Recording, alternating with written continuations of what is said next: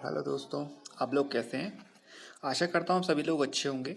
मेरा नाम नरेश कुमार है और मैं स्वामी विवेकानंद राजकीय स्नातकोत्तर महाविद्यालय लोहाघाट में बीएड सेकंड सेमेस्टर का छात्र हूँ। और मैं आज आप सभी के सामने हिंदी पैडागोजी बीएड जो सेकंड सेमेस्टर में विषय है हिंदी पैडागोजी, उससे संबंधित एक टॉपिक है हिंदी शिक्षण में शिक्षण सामग्रियों के प्रकार। तो इससे संबंधित मैं आपसे इस टॉपिक के संबंधित मैं आपसे कुछ चर्चा करूंगा और ये काफ़ी इम्पोर्टेंट टॉपिक है। इससे संबंधित हर हर हर साल कोई ना कोई क्वेश्चन जरूर बनता है।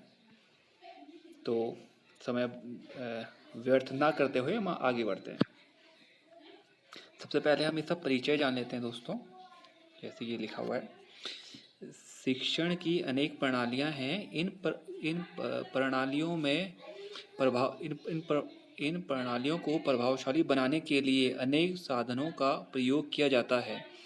इन साधनों में श्यामपट्ट, वस्तु, प्रतिरूप, चित्र, रेखाचित्र, ग्रामोफोन, रेडियो, टेप रिकॉर्डर, चलचित्र, टेलीविज़न, वीडियो और कंप्यूटर का विशेष महत्व है। शिक्षण के क्षेत्र में इन्हें शिक्षण साधन कहा जाता है। शिक्षण साधनों के प्रकार। अब जैसे कि ये है शिक्षण साधनों के प्रकार, इसके बारे में जैसे कि साफ लिखा हुआ यहाँ पे आप देख इंद्रियों के प्रयोग के आधार पर शिक्षण साधनों के निम्नलिखित 3 प्रकार हैं। एक है दृश्य साधन, विजुअल एड। ये वे उपकरण हैं जिनमें केवल आँखों का उपयोग होता है। इनमें श्यामपट्ट, वस्तु, मॉडल, चित्र, रेखाचित्र, चार्ट, मूक चित्र, दर्शन और चित्र विस्तार मुख्य हैं। दूसरा है आपका श्रव्य साधन, ऑडियो विजुअल। ये वे उपकरण हैं जिनमें कानों का उपयोग होता है। इनमें ग्रामोफोन, रेडियो और टेप रिकॉर्डर मुख्य है। ठीक है। और तीसरा है हमारा दृश्य श्रव्य साधन, विजुअल ऑडियो एड्स। ये वे उपकरण हैं जिनमें आँख और कान दोनों का उपयोग होता है। ये वे पहले दोनों प्रकार के उपकरणों से अधिक प्रभावशाली होते हैं। इनमें नाटकों, चलचित्र, टेलीविज़न और कंप्यूटर का अधिक उपयोग होता है। आगे बढ़ते हैं। अब जैसे कि आप देख पा रहे होंगे, भाषा शिक्षण में शिक्षण साधनों का महत्व और उपयोगिता। मनोविज्ञान ने मैं इसको पकड़ लेता हूँ।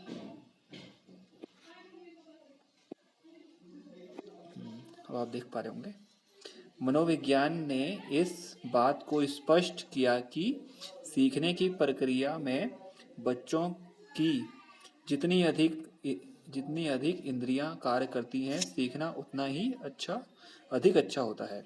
वैसे तो प्राचीन काल में ही इस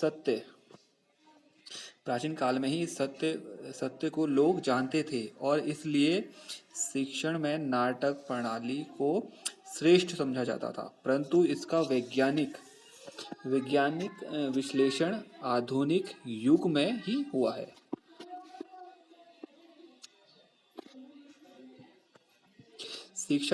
शिक्षण साधनों के प्रयोग से बच्चों की अनेक इंद्रियां एक साथ क्रियाशील होती हैं और इस प्रकार सीखने की क्रिया प्रभावशाली होती है। इनके प्रयोग से बच्चों को सीखने के लिए तैयार किया जाता है, पाठ का विस्तार किया जाता है, बच्चों की पाठ में रुचि जागृत की जाती है और उन्हें खेल खेल में पढ़ाया सिखाया जाता है। आज की नेक्स्ट पैराग्राफ है। आज की प्राय सभी शिक्षण प्रणालियों में शिक्षण साधनों के प्रयोग पर बल दिया जाता है। किंडरगार्टन और मॉन्टेसरी प्रणाली। ये दोस्तों थोड़ी त्रुटि है इसमें, आप ध्यान रखें, गार्डन होगा, किंडरगार्टन। ठीक है। मैं बच्चों की इंद्रियों को प्रभावशाली करने और पाठ के विकास दोनों के लिए इन साधनों का प्रयोग किया जाता है। किंडरगार्टन प्रणाली में उन्हें उपहार कहा जाता है और मॉन्टेसरी प्रणाली में शिक्षण साधन टीचिंग एड्स कहा जाता है। आगे बढ़ते हैं। अब दोस्तों आगे है शिक्षण में सामान्य शिक्षण साधनों का प्रयोग। इसमें जैसे कि पहला है आपका है दृश्य साधन, विजुअल एड। ये देखिए सर दोस्तों, इसमें पहला है श्यामपट, ब्लैक बोर्ड। श्यामपट शिक्षक का सबसे बड़ा मित्र होता है। जो शिक्षक इस श्यामपट के प्रयोग में जितना अधिक निपुण होता है वह उतना ही अधिक सफल शिक्षक होता है। भाषा शिक्षण में सबसे अधिक प्रयोग इस श्यामपट का होता है। अन्य सभी उपकरणों की पूर्ति श्यामपट से ही हो सकती है, लेकिन लिखने के अभाव में भाषा शिक्षण को प्रभावशाली बनाना कठिन होता है। इसमें देखिए अब यदि शिक्षण रेखा चित्र खींचने में चतुर है तो किसी भी वस्तु, प्रतिरूप, चित्र, मानचित्र, रेखा चित्र, चार्ट आदि की उसे आवश्यकता नहीं होती। वह इन सब की पूर्ति श्यामपट की सहायता से ही कर सकता है। भाषा शिक्षण में शब्दोच्चारण, वर्तनी सुधार, शब्द व्याख्या और व्याकरण के नियमों को स्पष्ट करने के लिए श्यामपट का प्रयोग किया जा सकता है। इसी प्रकार श्यामपट का प्रयोग किया जा सकता है दोस्तों। अब हमारा जो नेक्स्ट है इसमें देख लेते हैं। नेक्स्ट हमारा था दोस्तों चित्र दर्शन है, जो इसे प्रोजेक्ट कहते हैं, प्रोजेक्टर सॉरी। इसमें यंत्र का शैक्षिक मूल्य चित्र विस्तार यंत्र से अधिक होता है। इसमें चित्र के स्थान पर चित्रों की स्लाइडें प्रयोग होती हैं। जिस प्रकार सिनेमा में विज्ञापन दिखाए जाते हैं, ठीक उसी प्रकार इस यंत्र से स्लाइडों द्वारा भिन्न भिन्न विषयों से संबंधित चित्र दिखाए जाते हैं। हमारा नेक्स्ट है मूल चित्र, साउंडलेस मोशन पिक्चर। मूल चित्र को ये कहते हैं। मूल चित्र यानी वीडियो तो चल रही है पर उसमें ऑडियो नहीं है। ठीक है दोस्तों, इसमें देख लेते हैं। चलचित्र का पहला रूप मूल चित्र ही था। मूल चित्र में क्रिया तो पूरी दिखाई जाती है, लेकिन उसमें ध्वनि नहीं होती।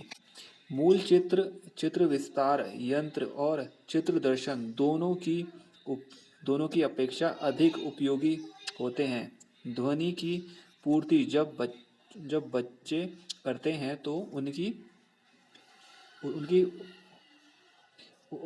उनकी भाषा में विकास होना स्वाभाविक ही है। ठीक है ना। तीसरा हमारा है ओवरहेड प्रोजेक्टर, OHP। ठीक है, यह एक विशेष प्रकार का चित्र दर्शन होता है जो शिक्षा की मेज पर रखा जा सकता है और जो स्लाइड सामग्री को शिक्षण के सिर के ऊपर की ऊंचाई पर उसके पीछे लगी स्क्रीन अथवा बोर्ड पर प्रदर्शित करता है। इसका प्रयोग करते समय शिक्षक छात्रों की ओर भी देख सकता है और साइड में होकर प्रदर्शित चित्र की ओर भी देख सकता है और उसके बारे में उन्हें इशारा करके या पॉइंटर से उन्हें बता करके पॉइंट करके बता सकता है उस टॉपिक के बारे में विस्तार से।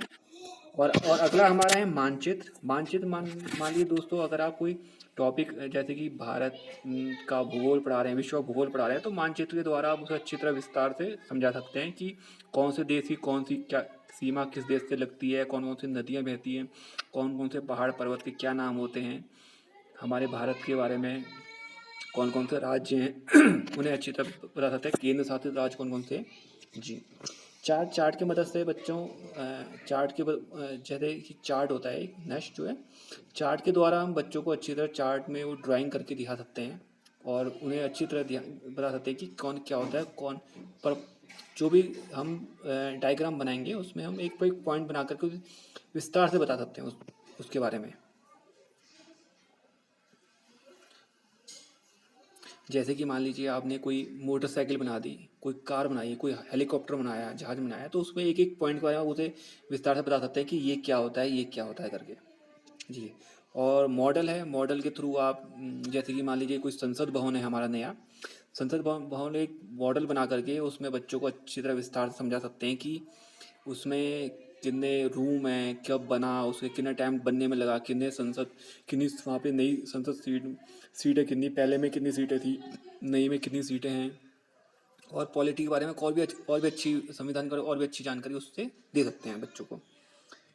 और वास्तविक पदार्थ के कुछ भी जैसे वास्तविक पदार्थ में आप पेड़ को ला सकते हैं, कुछ छोटा सा पेड़ आप गमले समेत, जिसमें पेड़ के बारे में बच्चों को समझा सकते हैं अच्छी तरह कि कौन सा क्या होता है, इस पेड़ में क्या बनता है, कौन कौन से उसमें कैसे कैसे वो बड़ा होता है, कौन कौन सी खाद मिट्टी उसमें ज़रूरत होती है, कितना पानी चाहिए होता है उसे कौन से पेड़ में। इस तरह से पत्र पत्रिका समाचार पत्र, ये इसमें हम जैसे कोई आर्टिकल वगैरह आते हैं तो उसमें हम विस्तार से किसी टॉपिक के बारे में आर्टिकल के द्वारा उसे समझा सकते हैं कि उसमें क्या लाभ है और क्या नुकसान है उस विषय के। और पुस्तकें होगी। ठीक है, हमारा नेक्स्ट पॉइंट है हमारा श्रव्य साधन और ऑडियो एड। इसमें पहला है टेप रिकॉर्डर। इसमें कोई भी ध्वनि भरी जा सकती है और उसे पुनः सुना जा सकता है। शिक्षक व छात्र इसमें अपनी आवाज़ भर सकते हैं और फिर उसे सुनकर अपने उच्चारण दोष, बोलने की गति, स्वर प्रवाह में किस तरह हम बोल रहे हैं आदि को ठीक कर सकते हैं। अगला है रेडियो बच्चे की महत्वपूर्ण संपूर्ण शिक्षा में रेडियो का अपना स्थान है। यह जनसंचार का लोकप्रिय साधन है। सामान्य शिक्षा और भाषा शिक्षा दोनों के प्रसार के लिए आज आकाशवाणी के प्राय सभी केंद्रों से कार्यक्रम प्रसारित किए जाते हैं। पर इसमें आजकल कोई इम्प्लीमेंट इसमें दिखता नहीं। बेशक हमारे प्रधानमंत्री की इसमें मन की बात का प्रोग्राम इसमें ही करते हैं ताकि रेडियो का प्रचार प्रसार हो, लेकिन फिर भी इतना इफेक्टिव नहीं हो रहा। और ये कब तक नहीं होगा, जब तक इसके लिए हमें ज़रूरी कदम उठाने पड़ेंगे। इसके लिए आकाशवाणी केंद्रों एवं विद्यालयों दोनों के बीच एक निश्चित समय निर्धारित करना होगा कि किस समय क्या प्रोग्राम आएगा और उस समय बच्चों को क्या दिखाना है। इस तरह से इसमें ग्रामोफोन है, एक ग्रामोफोन होता है, एक टेलीफोन है, जिस टेलीफोन द्वारा आप किसी से बात कर सकते हैं। लिंगुआ फोन होता है। मानस स्वर की जैसे कि कोई आप तो सिर्फ बोल रहा है आप और सुन रहे हैं, वो मानव स्वर हो गया। कोई भी आपको बता रहा है किसी टॉपिक के बारे में, वो मानव स्वर हो गया। जैसे लेक्चरर देते हैं कॉलेज में प्रोफेसर लोग और स्कूलों में लेक्चरर। जी, और आपका अगला है दृश्य श्रव्य साधन, विजुअल ऑडियो एड्स। इसमें सबसे पहला आपका नाटकीकरण है। नाटकीकरण यानी ड्रामा जिसे कहते हैं। उसमें नाटक तो शिक्षण का प्राचीनतम दृश्य श्रव्य साधन है। भाषा की पाठ्य वस्तुओं में दो चार नाटकों, रंगमंच प्रणालियाँ ही होती हैं। किताबों में, हिंदी किताबों में, संस्कृत किताबों में नाटक वगैरह दिए जाते हैं कि विस्तार से, ताकि बच्चे इंटरेस्ट लेके पढ़े। और आपने देखा होगा कि जैसे कि दिवाली से पहले दशहरे में रामलीला प्रोग्राम होते हैं, तो वो भी एक तरह का ड्रामा ही होता है, नाटकीकरण होता है कि बच्चों को नॉलेज दी जाती है उसके द्वारा। एक उसमें कठपुतली प्रोग्राम, कठपुतली भी होता है जो राजस्थान का फेमस है, कठपुतली। उसमें एक डॉल सा बना करके और धागे से उसे बात करके अपने हाथ से उसे ऐसे नचाया जाता है। उसमें एक और मुंह से बोला जाता है और डॉल के थ्रू उनकी एक्टिविटी की जाती है जी। और हमारा अगला है टेलीविज़न। यह तो टेलीविज़न तो बहुत ही अधिक कहा जाए तो बहुत ही इम्पोर्टेंट कह सकते हैं श्रव्य दृश्य में, क्योंकि उसमें हम देख भी सकते हैं और सुन भी सकते हैं।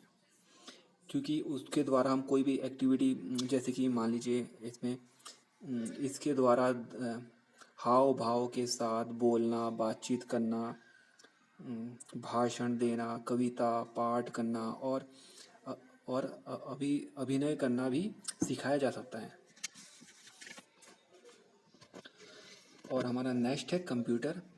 कंप्यूटर इसे इलेक्ट्रॉनिक मस्तिष्क यानी इलेक्ट्रॉनिक ब्रेन कहा जाता है। ये शिक्षक के लिए काफ़ी इम्पोर्टेंट है। इसके द्वारा काफ़ी, अब वैसे देखा जाए तो आजकल के टाइम तो बहुत इम्पोर्टेंट है, इसकी नीड बहुत ज़्यादा है, क्योंकि इसके कंप्यूटर बिना तो आजकल कुछ है ही नहीं। और कंप्यूटर बिना हम बहुत चीज़ आ सकते हैं। कोई भी स्टूडेंट अगर कंप्यूटर के द्वारा हम लेक्चरर दे सकते हैं और उसके पूछे हुए सवालों को उसका जवाब दे सकते हैं। जैसे कि कोई भी ऑनलाइन हमें कमेंट कर सकता है, यूट्यूब में वो वीडियो दे सकता है, हमारे लेक्चरर दे सकता है लेक्चर वगैरह। ये बहुत ही उपयोगी है शिक्षक के लिए। तो कंप्यूटर का बड़ा अधिक सहायक सिद्ध हुआ है, शिक्षक और छात्र दोनों के लिए। शिक्षक के लिए भी ये कहे तो बहुत इजी है, और छात्र के लिए भी, छात्र क्योंकि अब घर बैठ के भी ये चीज़ें कर सकता है वो, इसलिए मतलब उसे कहीं इधर उधर जाने की जरूरत नहीं है। नेक्स्ट है कठपुतली। कठपुतली हमने अभी ऊपर बात की थी नाटकीकरण में।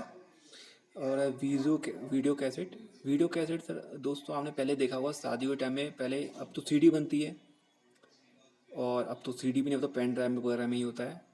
पर पहले कैसेट होती थी, इतनी बड़ी बड़ी कैसेट बनती थी जब शादी होती थी पहले, तो इतनी बड़ी बड़ी मोटी मोटी कैसेटें बनती थी, उसमें वो रिकॉर्ड की जाती थी।